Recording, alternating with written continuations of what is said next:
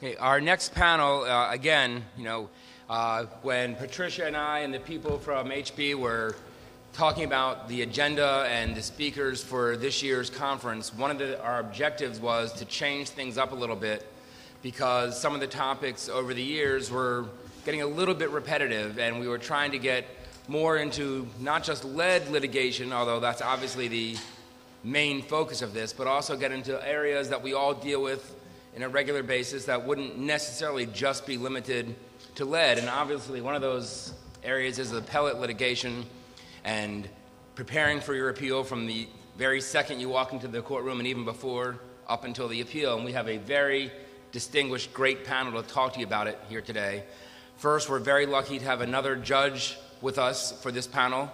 Judge Houghton is a judge on the Court of Special Appeals of Maryland. Prior to that, she was a circuit court judge in Maryland, and she's been elevated.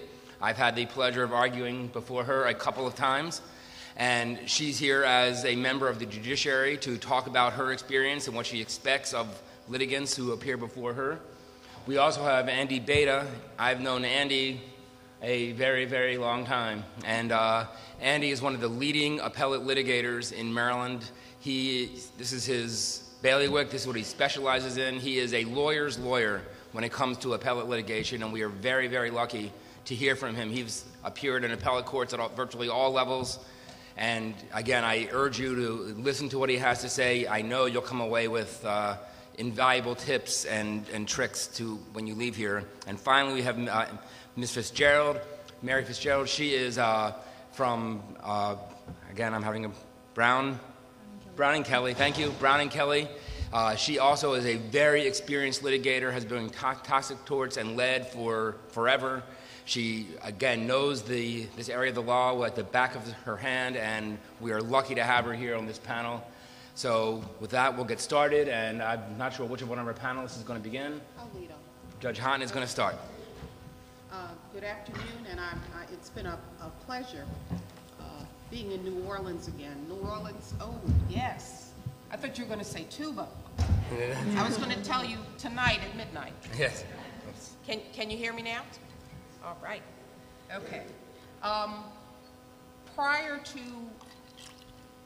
being appointed to the Court of Special Appeals, I was on both the Circuit Court and the District Court of Maryland, and before that, private practice, medical malpractice, product liability cases, and then before that was a prosecutor.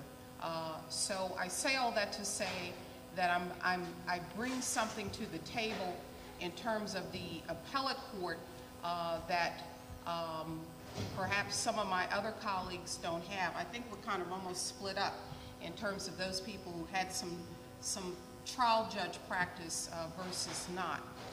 I say that because when you come in front of me as an appellate judge, it's a little different. On the trial level, there may be some drama, there may be some things that I observe or don't observe. There may be some weaknesses or strengths that I may or may not see because you're, playing the cards close to the vest. When you come to the appellate court, it's like the Garden of Evil after they discovered the serpent. You see everything because it's the record. You see what's on the record and you see what's not on the record. That's very, very important because before you even come to the appellate level, you need to have an understanding, a vision, as it were, of what direction your case should go or not go, and what you want to be developed and what you don't want developed. Because once it comes to the appellate stage, it's the cold record. There's no drama, there's no humor. It is whatever it is. So in advance, think very carefully about your strategy.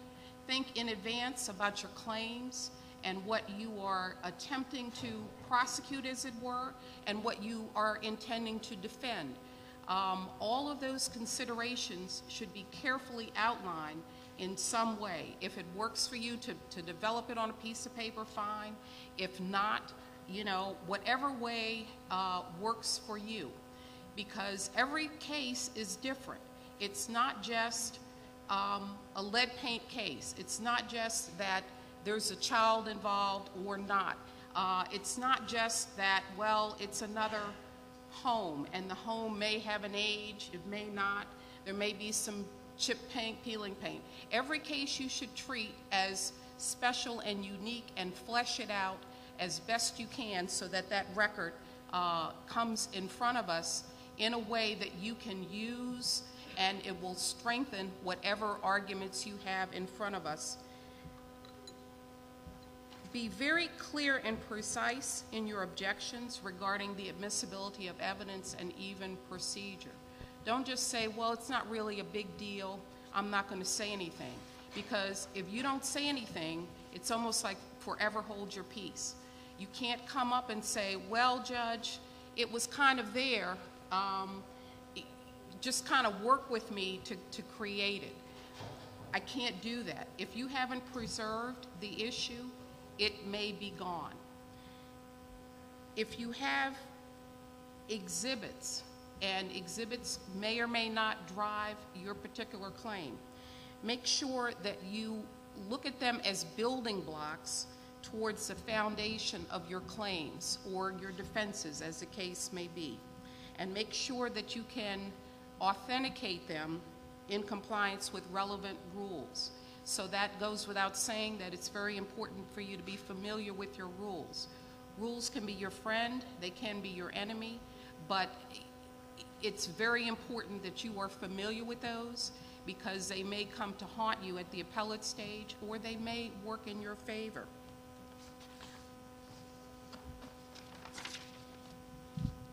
Know what the common measurement is for blood levels in your particular jurisdiction. They may vary depending upon whether it's a federal situation, a state situation, or a local situation. It may conceivably be all three. Again, it depends upon the facts and the circumstances, and all of that needs to be thought out and prepared in advance before you reach the appellate stage. Be familiar with the methods for testing areas for the presence of lead. If there is testing beyond the relevant period for purposes of your claim, there might be a problem. And you have to think ahead in terms of how you're going to analyze that and address that at the appellate level, because that question may be posed to you by one of the judges. If there are statutory notice provisions, you need to comply with them. You need to recognize that it may or may not stop you dead in the water in terms of pursuing the matter at the appellate stage.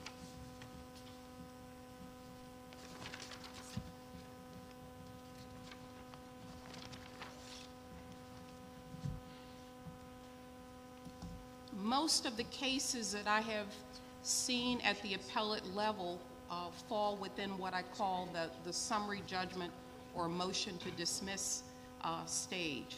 And your particular jurisdictions may be different in terms of what your rule is relative to motions to dismiss or motions for summary judgment. But keep in mind that it's not just the rule in the vacuum.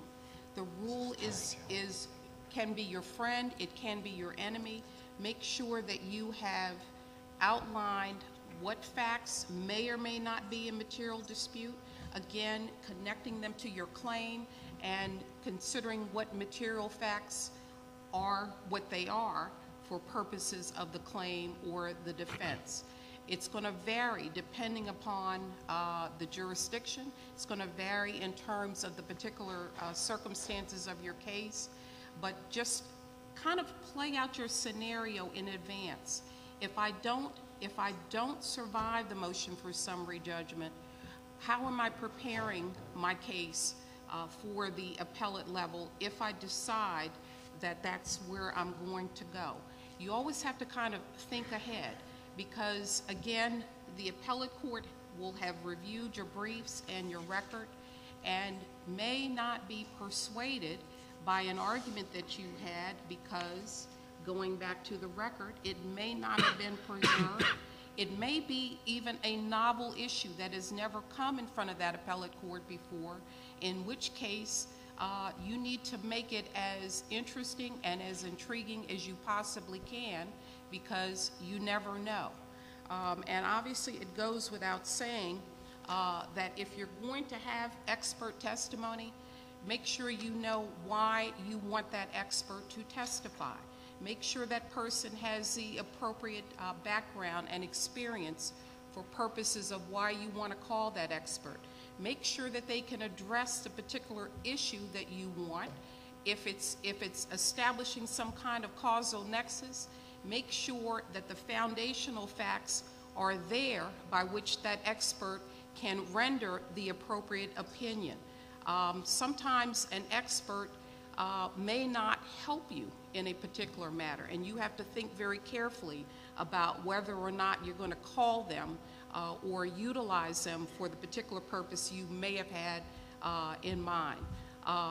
There was mention, I think, at an earlier point this afternoon regarding social media and how that may or may not help you or may not assist you as you proceed to another level. Think very carefully about how you may use social media if it works for you, and think of how it may damage your chances on appeal.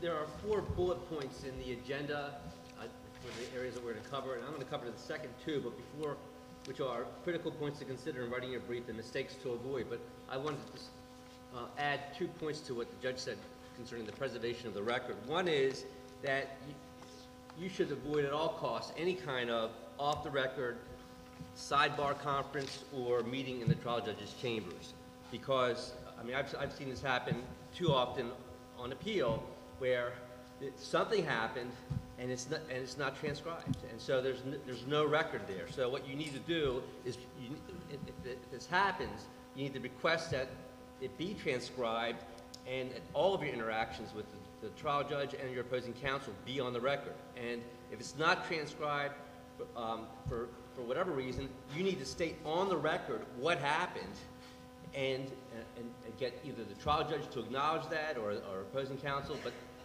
make sure that there's some kind of record, because if there's not a record, then you know, you got a problem there. The other preservation point I wanted to make is another, again, this is something I've seen happen on more than a few occasions. It's I've searched the record in vain for the other side's interrogatory answers or an expert's deposition testimony. Discovery notices are filed with the court, but discovery responses aren't unless you make sure that they are, and so you need to do that. And I'm not talking about select, and don't be selective. If you have an expert deposition that you think is useful, put the whole damn thing in there. Put it in manuscript form. In Fourth Circuit cases, you can't do it in manuscript, but it doesn't. So do it, single page. But put the whole thing in, because as opposed to a few pages here or there, because that winds up saddling the appellate lawyer, who then has to kind of not make things up, but it puts the appellate lawyer in the position of almost having to make things up. All right. So there's my 2 additions concerning preservation. Now, the materials that we have put together include a 3-page document.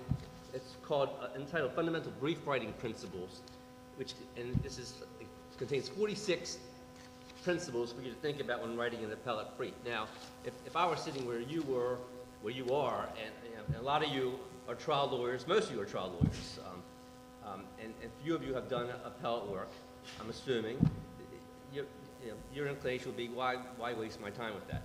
And I would tend to agree, except that these principles apply not just to writing an appellate brief, but also just to any kind of legal writing, whether you're talking about a motion in limine, a motion for judgment, in opposition. So there's useful information in here that you can use and to think about when you're writing any kind of a memorandum. And now, I decided I'm instead of giving you advice on what you ought to do, I think it would be helpful to talk about what you ought not to do and the things that you ought to avoid so that you don't really annoy the judge who you're appearing before. Because unless you're one of those practitioners who suffers from oppositional defiant disorder and you like to annoy judges, I think this could be, feel free to ignore my advice, but if you have ODD, I know you won't, so here are my ideas. I have, and I'll run through these fast. I have 10 tips, my top 10 list of things that you should not do in writing an appellate brief or a memorandum. Tip number 1 is do not forget to include specific cites to the joint appendix or joint record extract if it's a brief, or the transcript, the medical record, or the documentary exhibit if it's a memorandum. You need specific cites that support every factual statement that you make in a brief or in a memorandum. Now this might sound obvious, but you would be surprised how many lawyers don't do this, particularly at the appellate level. And they ought to, for a couple of reasons. The first is citing the original factual source, whether it's a document or something a witness said at trial or in deposition, forces you to look at the source and make sure that your recollection of what this person said or what the document said when you're writing your brief or your memo, it actually says what you recall the person saying. Because a lot of times we distort, not purposefully, but things just change as you're writing. And so finding the specific source ensures that you're being factually accurate. And another reason for doing this is to help the judge. It's not the judge's job to cull through the record, the appendix, the transcript, to find support for that. That's your job. And judges don't like it when we don't do our jobs. So don't make the judge mad and provide the specific factual support for your statements. My second tip is do not be neutral in any section of the brief or memo. Now, advocacy means different things depending on which portion of the brief that you're writing, but it always means that you're writing to persuade. I mean, that's our job as advocates. We need to convince the reader that we're right and the garbanzo bean on the other side is wrong, rule in my favor, not his or her favor. And so, but advocacy, it means different things depending on whether you're writing the statement of the case where you're telling the court what the case is about from your perspective, or it's the question presented, which is a crystallized version of what the core issue or issues are in the case, or whether it's a statement of facts where you're telling your story that sets up the legal argument.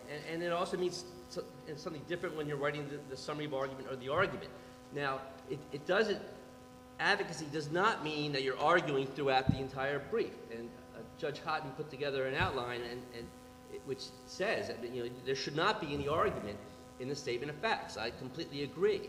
But that doesn't mean you can't advocate in the statement of facts. It's the way that you arrange the facts. I mean, that's advocacy. And so just bear in mind that you're always advocating. Every portion of a legal brief is advocacy. Tip number 3 is do not forget who your audience is. Now, if you're like me, by the time you finish writing, you're so persuaded by the brilliance of your advocacy, you can't even see straight. And this is when you really need to kind of take a step back and ask yourself how somebody who doesn't have a dog in the fight, who's not as invested in the case as you are, is going to react to what you wrote. And so it helps to get a draft done sooner rather than later. And I know I'm saying this to the wrong crowd because lawyers always procrastinate. But it really helps to have a draft done, put it down, leave it for like a few days, so you can then take a new look at it and ask how is a neutral third party going to respond to this? Because our zealotry, it does color our view of the world, but that view is not necessarily going to be shared by the appellate judge or the trial judge who has 4 or 5 other cases on the docket that morning along with your motion.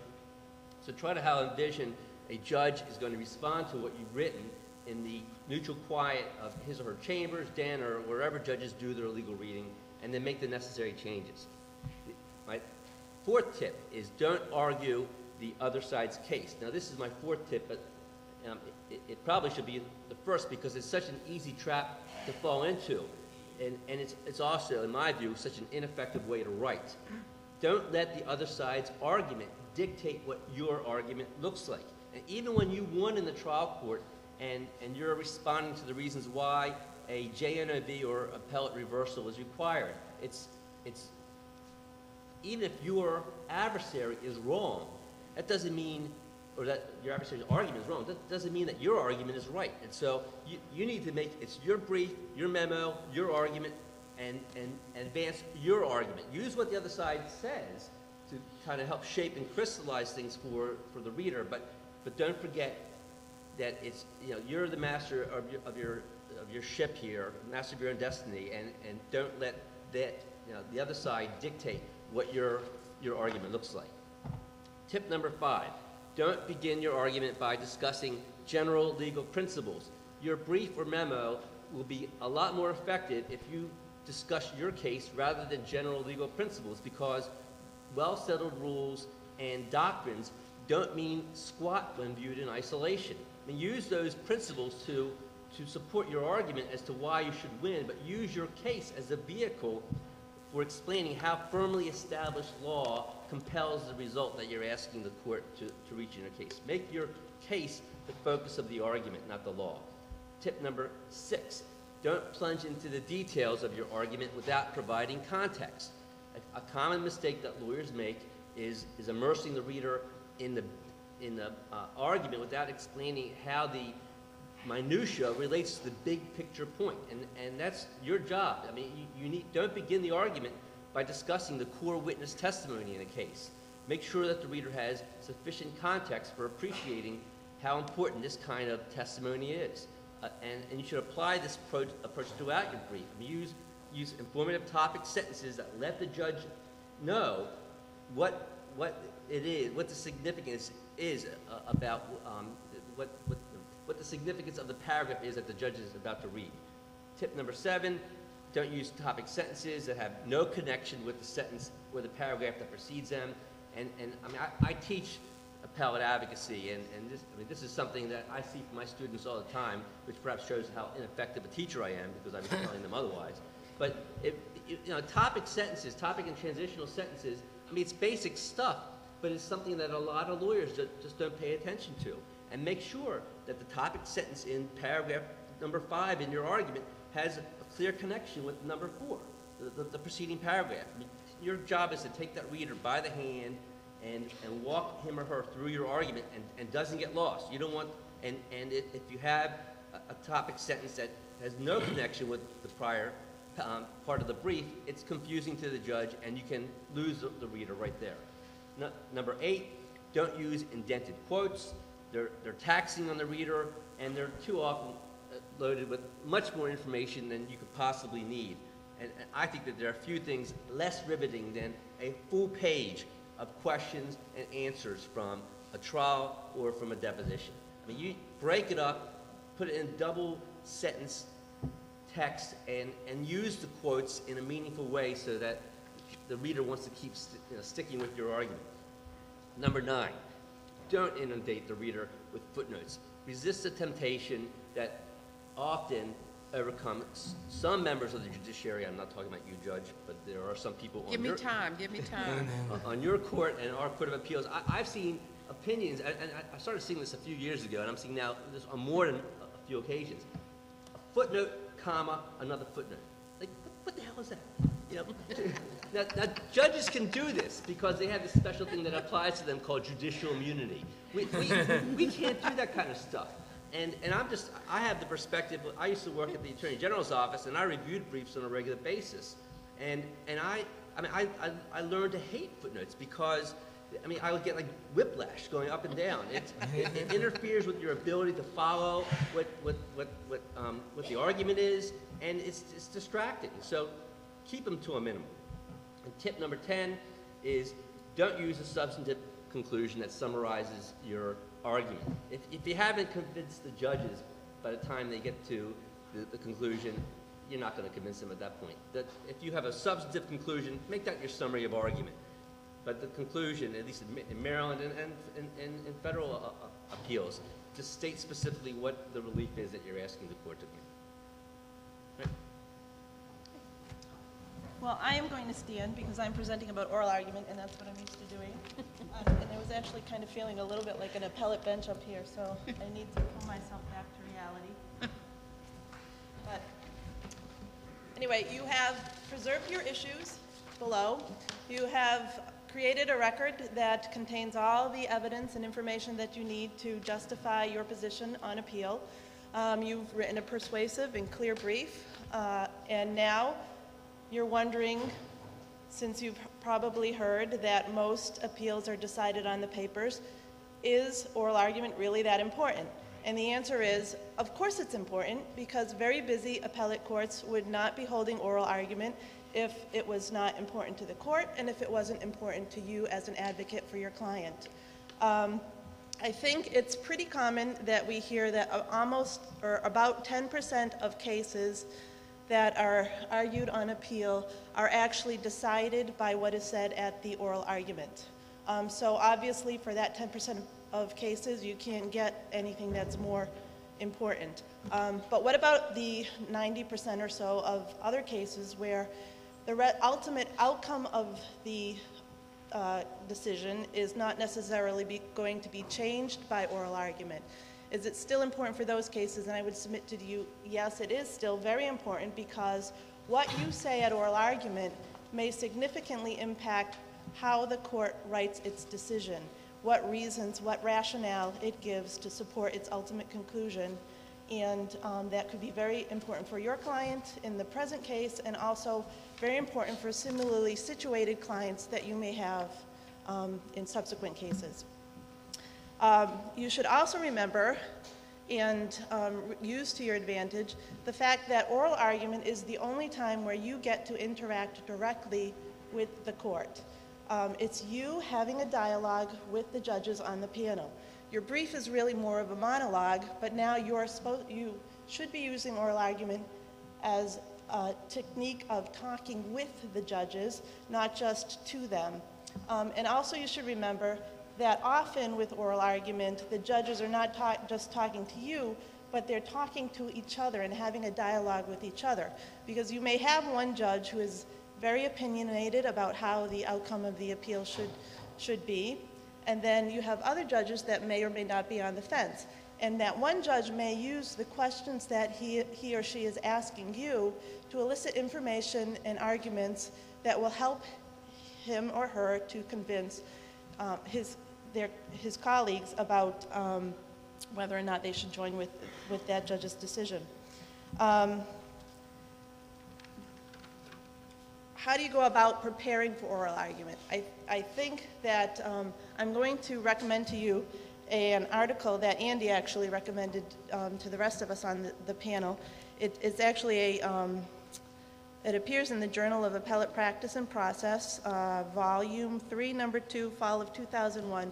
It's a reprint of a speech that was given by John W. Davis, who argued somewhere around 150 cases before the United States Supreme Court, so that in itself is pretty darned impressive. And he said that the best way to approach oral argument is to put yourself in the place of the court. Ask yourself, what is it about my case that is going to be troubling the court? Are there facts that it's going to have to grapple with? How is it going to be looking at the decision it reaches in my case and how it fits into the context of the law in general? You should remember too, when you're thinking about this, that most appellate judges are generalists. They know a little bit of information about a lot of things.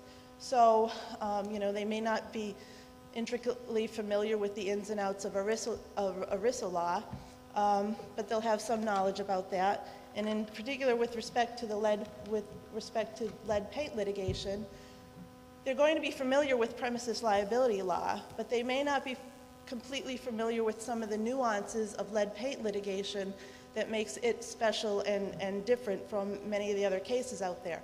So it's your job to think about your argument and what types of nuances of lead paint litigation you need to educate the court about if it's going to help them to reach a decision in your favor on this appeal.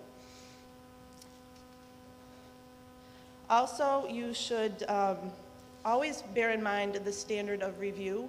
I have heard several appellate judges say that they are always surprised at how many lawyers will either not mention the standard of review during oral argument or even in their papers, or will mention it, but then they don't argue from that standpoint. So if you're the appellee and you have an abuse of discretion standard and you are arguing your case as if it's from a de novo review standard, you're creating much more work than you need to for yourself, and you're making it a much more difficult case to argue. Now that you're thinking like the appellate court, you want to start preparing. And preparation, I think, is the key to a good oral argument. You want to make sure that you are as thoroughly prepared as possible. Because even if you are not the most skilled oral advocate, if you are thoroughly prepared, it will be really hard to present a bad oral argument. And of course, on the contrary, you might be the greatest orator in the world, but if you're not really familiar with the record and the legal issues that are on appeal, you're not going to do a good job for your client.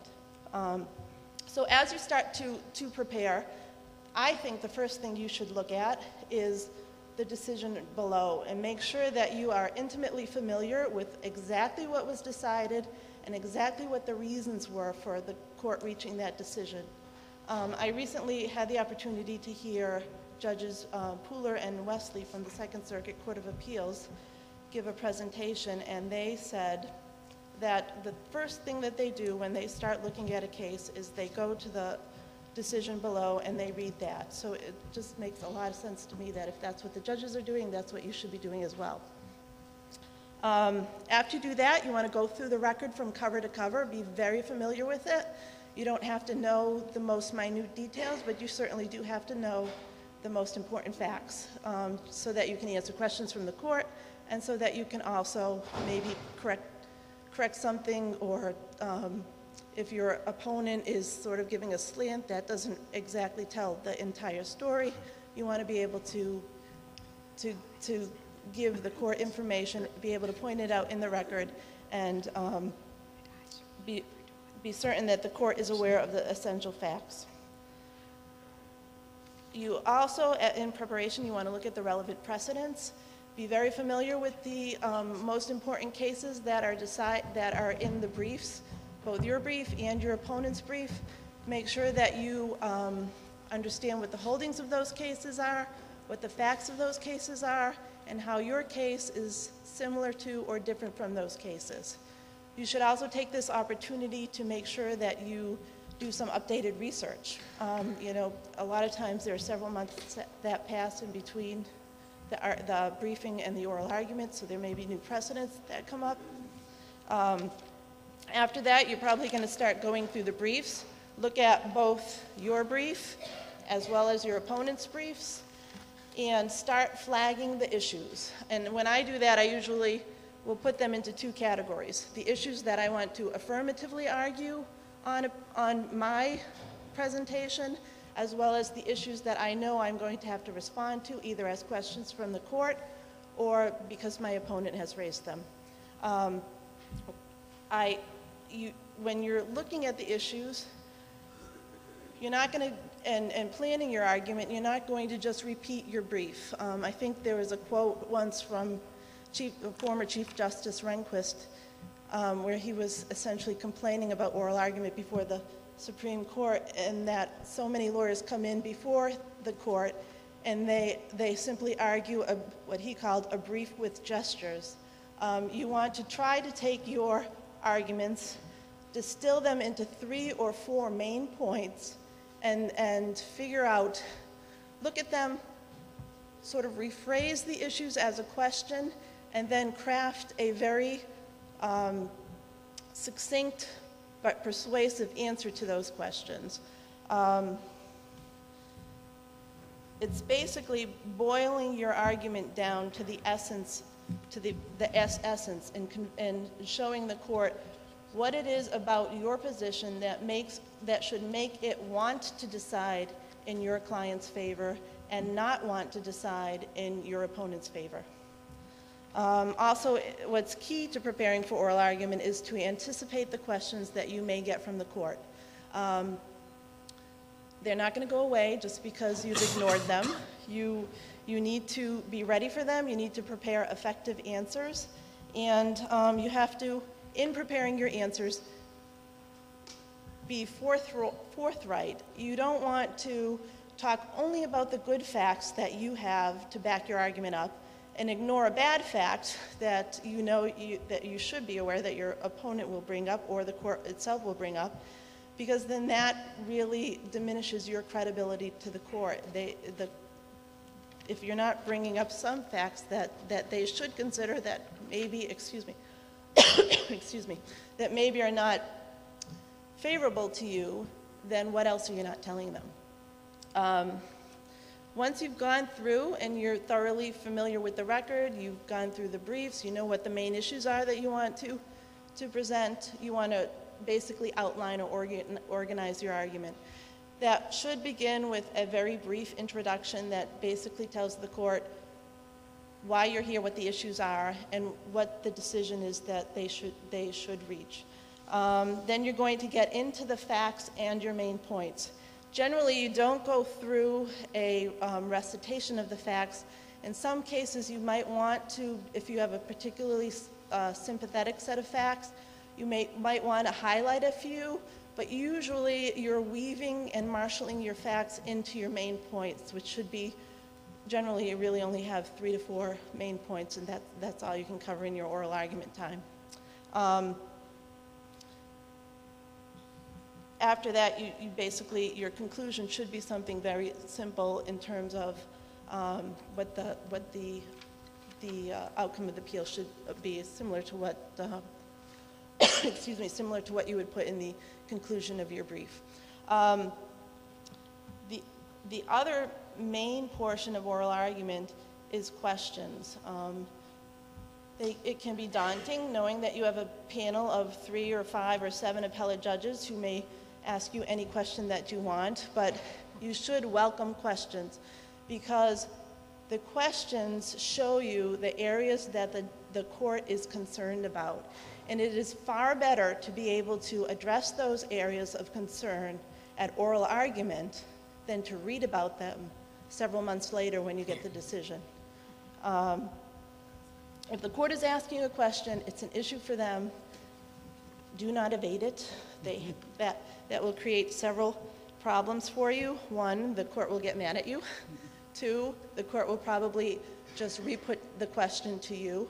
And 3, if you are successful in eventually evading the question, you have probably answered it, and not in the way that you would like. Questions should be used as essentially teaching moments. You should recognize that in answering questions from the court, you are going to command much more attention than if you are just going through your prepared script, because that's really what they want to know about. Sometimes you're going through your oral argument, you don't get too far in, and it's apparent that you're not going to get through your presentation because you're going to be answering questions the entire time. You want to try to, in answering those questions, weave in your affirmative arguments. There are several types of questions that you may get from the court. One of those is the hypothetical question, which generally indicates that the court is somewhat concerned that maybe if it applies the principle you're espousing in your case, it may lead to an extreme or absurd conclusion in another case.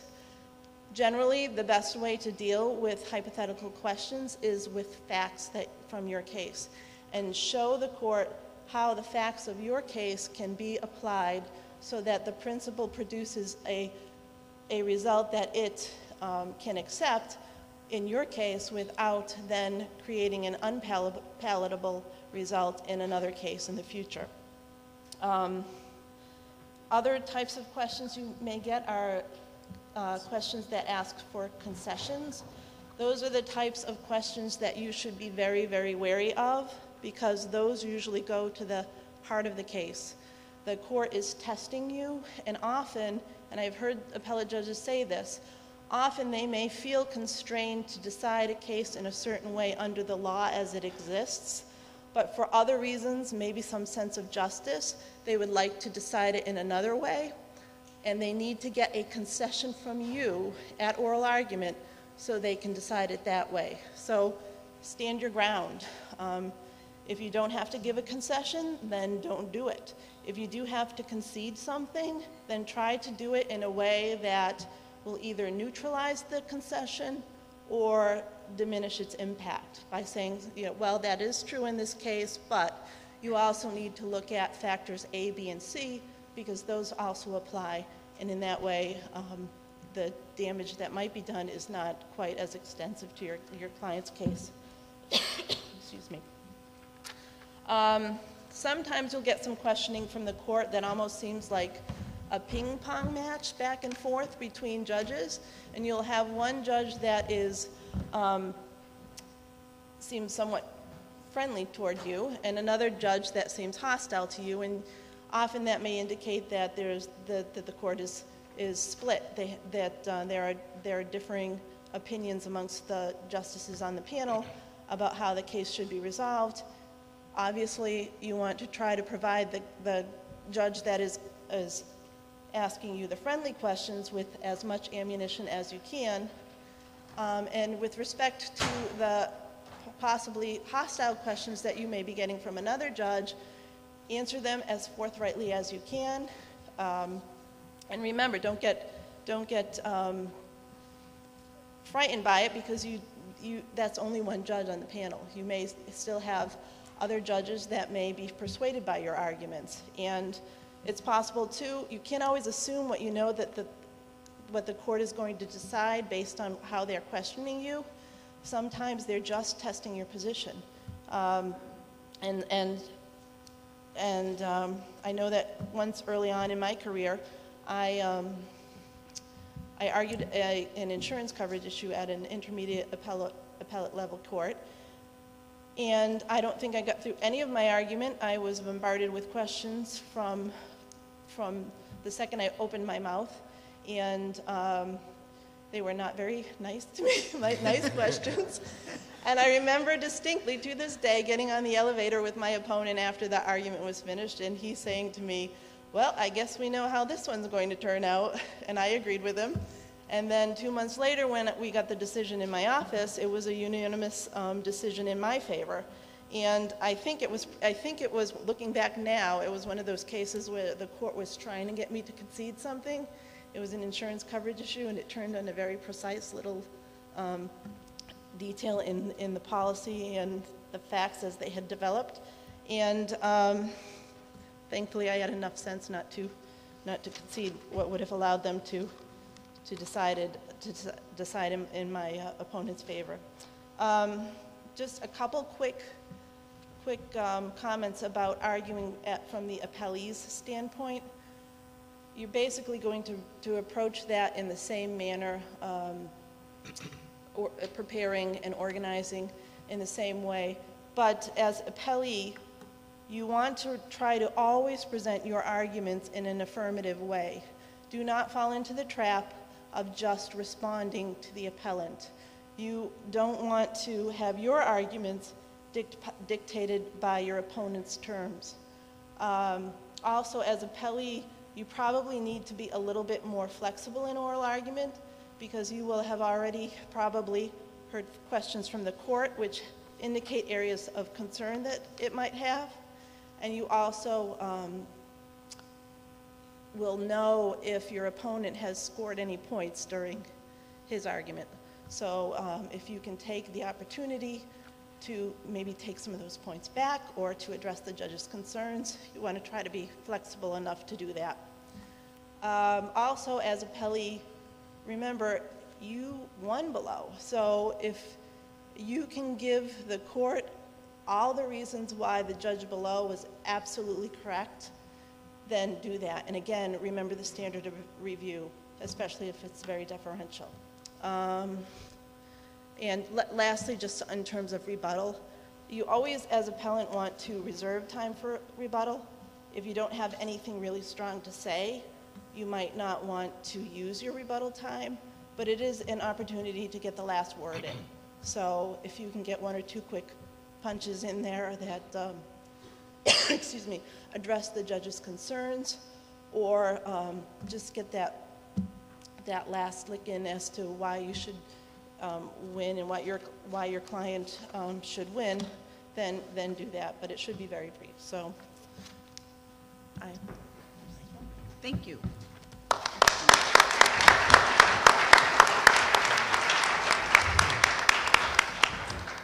We did get one question from the audience for Judge.